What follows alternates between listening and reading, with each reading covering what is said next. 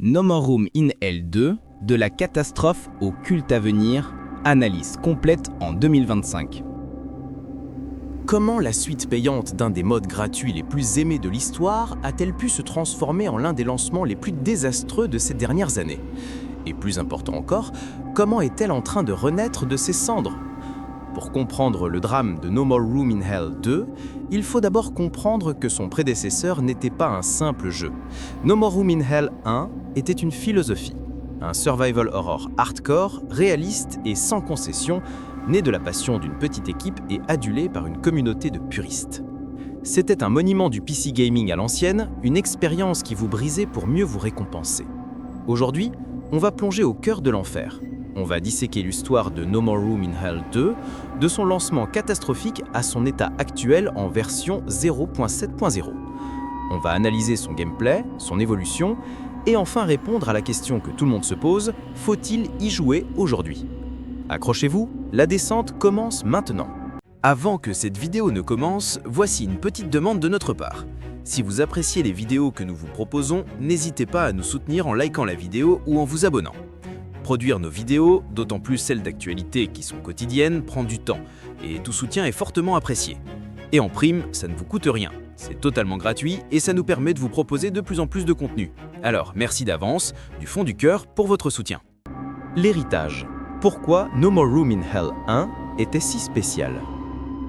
Pour saisir l'essence de No More Room in Hell 1, il faut oublier les shooters de zombies frénétiques. Contrairement à un Left 4 Dead où on fauche des centaines d'infectés à la minute, NMRIH 1 se concentrait sur la survie, pas sur le massacre. Sa philosophie était celle d'un réalisme impitoyable. Le premier contact avec le jeu était un choc. L'absence quasi totale d'interface utilisateur. Pas de réticule de visée pour vous aider, pas de compteur de munitions visible sans une action manuelle pour vérifier son chargeur, et la santé n'était indiquée que par la désaturation progressive de l'écran. C'était une immersion forcée dans l'horreur, une manière de vous dire « ici, le jeu ne t'aidera pas ». Cette approche se retrouvait dans la gestion des ressources. Les munitions étaient si rares que chaque balle tirée était une décision stratégique. Le son assourdissant d'une arme à feu n'était pas juste un effet sonore, c'était un appel au suicide, attirant des hordes de morts-vivants sur votre position. Chaque bandage, chaque pilule était un trésor à préserver. Les mécaniques de la peur. Au cœur de cette expérience se trouvait une mécanique aussi simple que géniale, l'infection. Une seule morsure pouvait vous condamner. À partir de là, un dilemme psychologique insoutenable s'installait. Deviez-vous alerter vos coéquipiers au risque qu'ils vous abattent par précaution ou garder le silence, cherchant désespérément un remède tout en sachant que vous pouviez vous transformer à tout moment et devenir la plus grande menace pour votre propre équipe. Cette tension était unique et la possibilité de se suicider pour épargner ses amis était une décision de gameplay d'une maturité sombre et rare. Le combat lui-même était à l'image du jeu, brutal et délibéré. Le corps à corps, souvent la seule option viable, était lourd, lent et terriblement gourmand en endurance. Chaque coup de pelle ou de clé à molette devait être calculé. Le gunplay, bien que puissant, était exigeant, avec un recul authentique qui punissait la panique. Enfin, le level design renforçait ce sentiment d'oppression. Les cartes étaient majoritairement linéaires, des corridors sombres et claustrophobiques qui forçaient les joueurs à rester groupés, à communiquer et à avancer avec une prudence de tous les instants.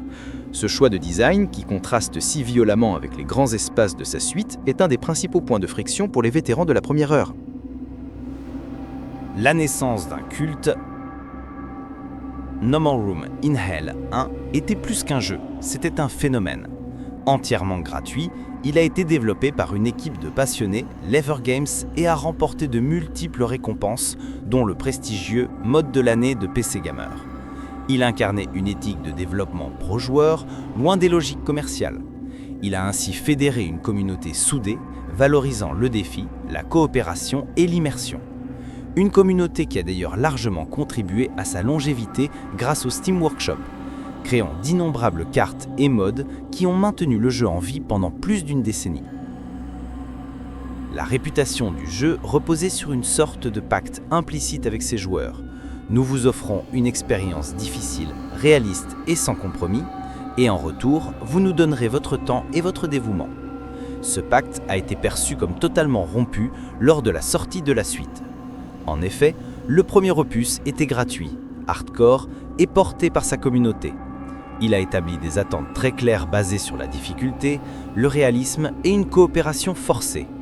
Lorsque NMRIH2 est arrivé en tant que produit payant, avec une philosophie de conception radicalement différente, un monde ouvert, un format d'extraction shooter et amputé de ses mécaniques clés, la communauté originelle n'a pas seulement ressenti une déception, mais une véritable trahison de la vision qui avait fait le succès du premier jeu. Le lancement catastrophique, une suite indigne ? Le 22 octobre 2024, No More Room in Hell 2 est lancé en accès anticipé et le choc est immédiat. L'état technique du jeu est tout simplement lamentable.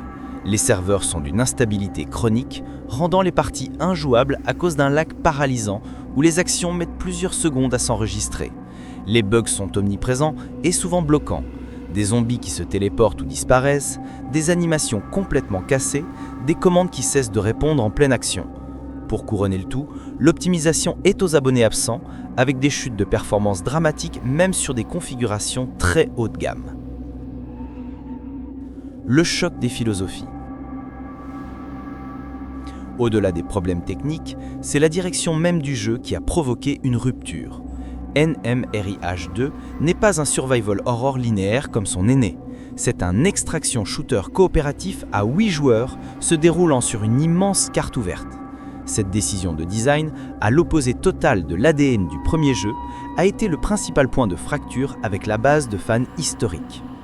Pire encore, toutes les mécaniques iconiques qui définissaient l'expérience NMRIH1 n'étaient pas absentes au lancement. Le système d'infection, la possibilité de se suicider, les enfants zombies, un élément certes controversé mais distinctif du réalisme brutal du jeu, et le mode survie par vague. Tout avait disparu.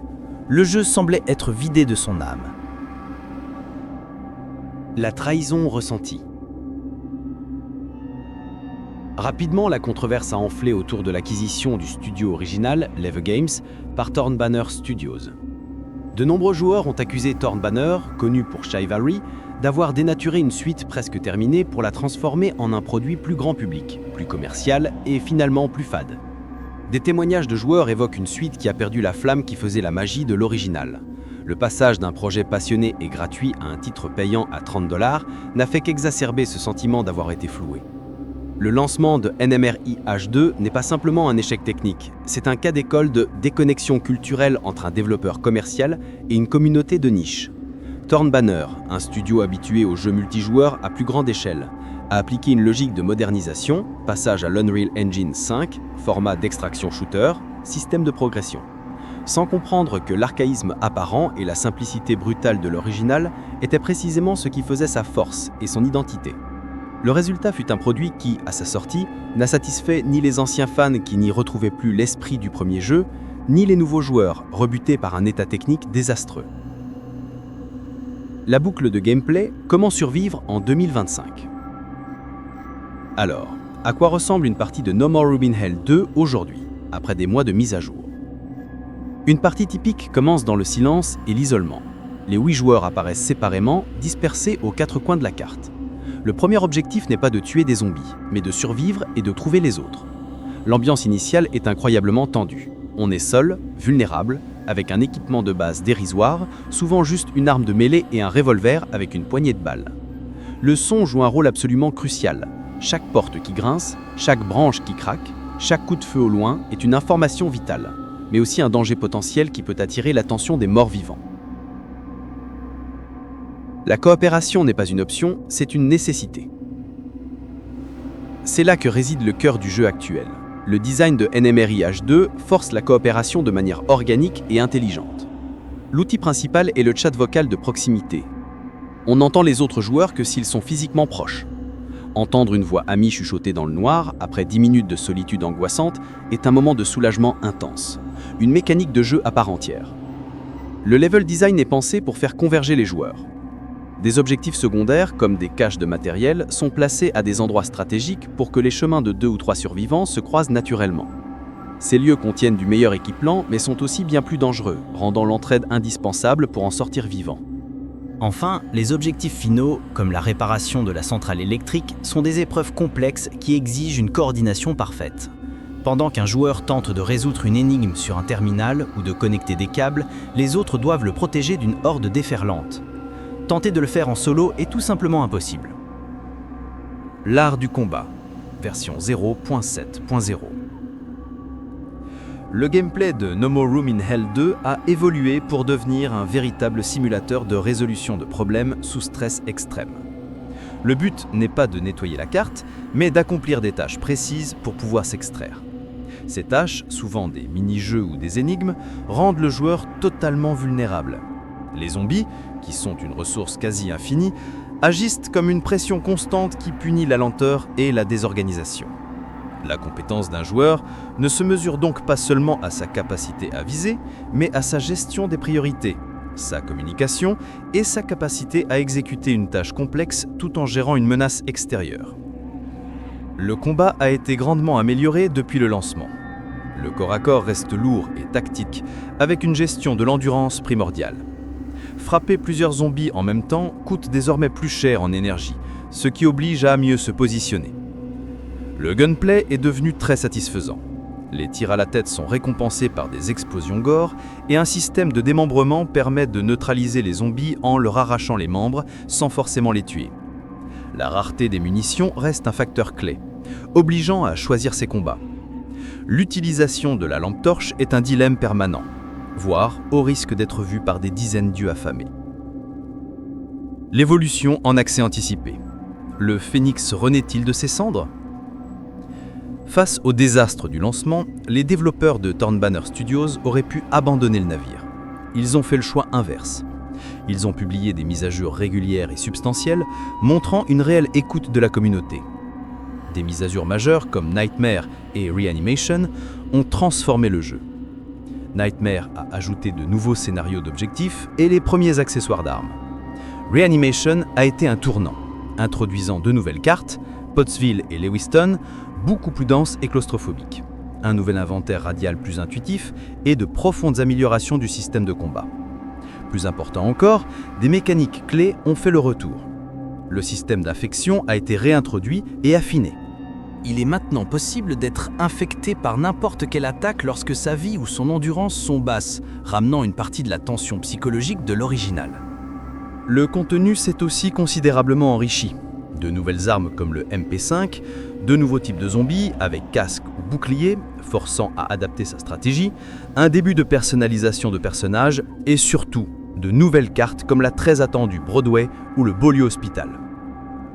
État des lieux, version 0.7.0. Aujourd'hui, le jeu est dans un état bien meilleur.